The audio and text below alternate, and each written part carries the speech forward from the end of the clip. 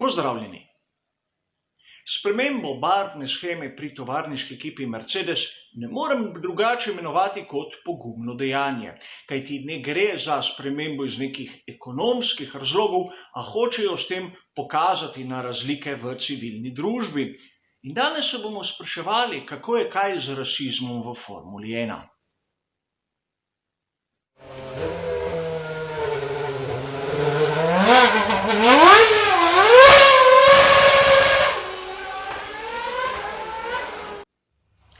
Sam v Formuli 1 nikoli nisem posvečal ne vem kakšne pozornosti narodnosti, katera je prisotna ob imenu marsikaterega voznika, njegovi barvi kože, barvi las in podobnim zadevam. Sam sem se bolj posvečal tistim kategorijam, katere po mojem videnju imajo določen vpliv na Formulo 1. To, ali je nekdo hiter ali je malce manj hiter. Ali je nekdo prvi ali je le prvi izmed poražencev, ter seveda na koncu imamo tisto kategorijo, katera zanima vse nas navdušence. In ta je tista, katera pravi, da določena ekipa, določen voznik nam je malce bolj všeč, drugi pa malce manj. A to je subjektivna ocena, katera po mojem mnenju ne sme vplivati na one prve. Vseeno gre za moje osebno videnje. A kljub vsemu tistemu, kar so se odločili pri tovarniški ekipi Mercedes-Benza, ne smemo jemati pomena. Odločili so se za izjemno drzno idejo.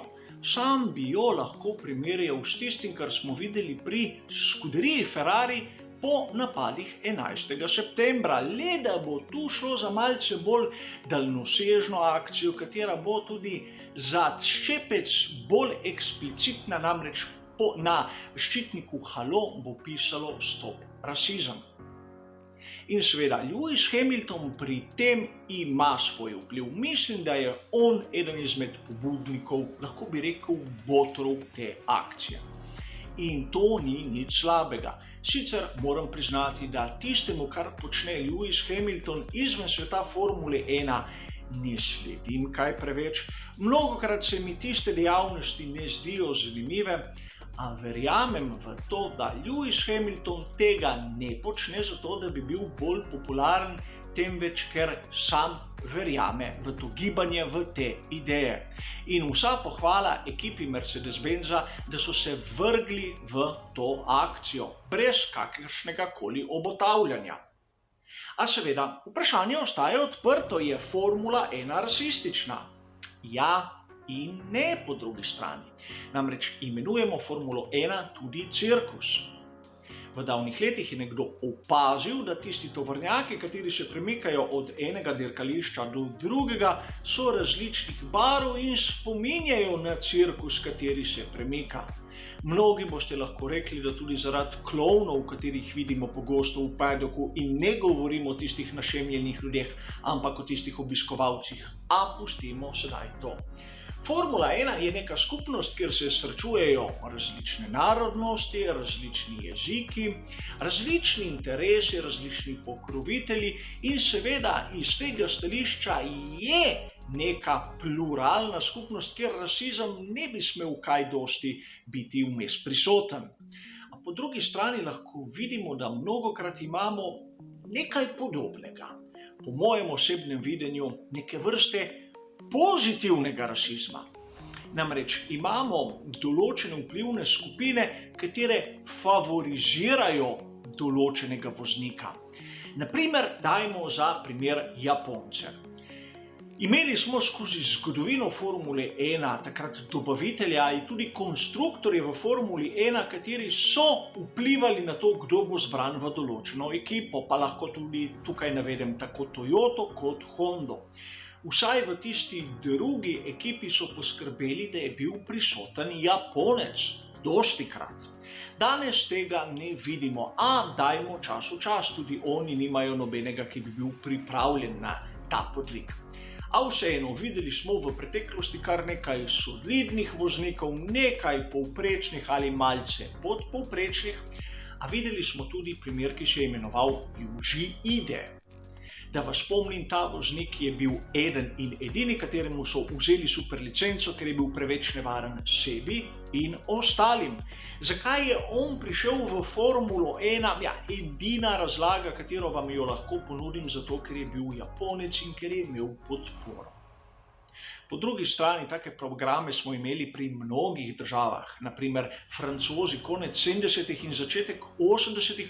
so imeli fenomenalno generacijo in v tisti generaciji dvomim, da kdo izmed vas je videl kaj slabega. A po drugi strani ste verjetno zapazili, da mnogokrat pride nek val navdušenja v svetu Formule 1 in tu bi dal za lep primer Indijo. Le nekaj let od tega so bili Indijci izjemno popularni v Formuli 1, kar 2 voznika, pa govorimo o Kartikejanu pa Chandoku, ekipa z imenom Force India, katera je bila v indijski lasti, sicer zasebni, a nekako se je vlekla na to nacionalno idejo. Imeli smo tudi veliko nagrado Indije, katera pač ni več na koledarju in tista proga sameva in propada. Poenostavljeno povedano, zmanjkalo je denarja, zmanjkalo je interesa. In na koncu še tisti zadnji primer, kateri je tudi spet rahlo komičen in nam pove, kaj pomeni rasizem v Formuli 1. Prva dirka svetovnega prvenstva Formule 1 v Bakuju ni bila velika nagrada Azerbajdžana. Imenovala se je Velika nagrada Evrope. Čeprav Baku v Evropi ni, saj tako pravi geografija, je tam blizu, ampak ni. Torej, tista polemika, katero lahko prebiramo v raznih medijih med Lewisom Hamiltonom in Berniejem Ecclestonom, je po svoje brezpredmetna. V Formuli 1 ni toliko pomembna barva bolida ali barva kože. Pomembna je, poenostavljeno povedano, barva denarja. Vsaj na začetku, če hočeš priti noter, pač jo moraš imeti. Ukolikor je nimaš, druge barve niso pomembne. A danes smo tudi priča raznim programom FIE, kateri v zasnovi so izjemno zanimivi. Naprimer, tisti, kateri bi rad prikazal tudi ženskam potencial Formule 1, bi jih pritegnil v ta svet, bi jim dal možnost, da bodo prišle neki dan v Formulo 1. A bojim se, da se bo zgodilo tisto, kar smo videli v preteklosti. Zadnja ženska, katera se je skušala kvalificirati v Formulo 1, Giovanna Amati. Leta 1992 ekipa je bila takrat umirajoča, Brabham z motorji Judd. Njeni zaostanki na prvih 2 kvalifikacijah, ko se je skušala kvalificirati, so bili naslednji zaostanki za pole positionom. Na prvi dirki 8 sekund 919 tisočink, na drugi dirki 9 sekund 706 tisočink, na tretji dirki 10 sekund 942 tisočink. Na to so se pri Brabhamu malce zdrznili, videli so, da kljub temu, da so tik pred propadom, je bolje, da tisti sedež dobi takrat mladi Damon Hill.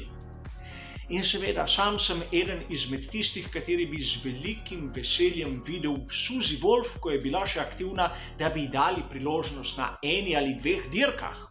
Namreč na tistem prvem prostem treningu je bila izjemno solidna. A veste, prvi prosti trening nikoli ne veš, s kolikšnim procentom vozijo vozniki. In res, to bi rad osebno videl in rekel, lej, dobra je. Po drugi strani tistega, kar je prikazala Carmen Jorda, pa ne.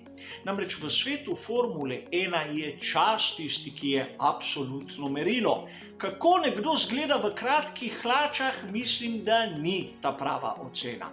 Namreč Lewis Hamilton je dober v Formuli 1, ker je hiter. Sedaj barva njegove kože, njegove ideje ali tetovaže me ne zanimajo. Lewis je hiter, a Carmen ne. Na koncu je treba še nekaj povedati o črni barvi na tovarniški ekipi Mercedes. Kot sem povedal, drzna odločitev. In kot vam je verjetno znano, sem sam ljubitelj tiste klasične ekipe Lotus, torej črna barva bi mi morala biti nekako bližje pri srcu. In res, tista barvna shema črna z zlatimi črtami je ena izmed mojih najljubših, ampak v originalni izvedbi, ne v tistih poizkusih kopiranja, kateri so po mojem osebnem mnenju patetični. A vseeno, ideja pri Mercedesu je samo svoja, izvirna in nima nič s tem, kar sem do sedaj povedal. A treba je nekaj poudariti. Zaradi črne barve Mercedes zagotovo ne bo hitrejši, kakor ni nobena ekipa Formule 1 samo zaradi barve. A po drugi strani bo lahko zaradi črne barve počasnejši? Lahko, namreč za razliko od srebrne barve, črna barva bolj vpija energijo sončnih žarkov, zato se bo lahko pod pokrovom pogonskega sklopa temperatura dvignila. Vemo, pri Mercedesu so ponavadi imeli težave s tem, a mislim, da so inženirji dovolj pametni, da so to preračunali. Vseeno, ukolikor bo Mercedes počasnejši zaradi črne barve, ne bo zaradi ideje, ampak zaradi točno določene tehnične lastnosti. Toliko o tem, hvala za vašo pozornost in nasvidenje.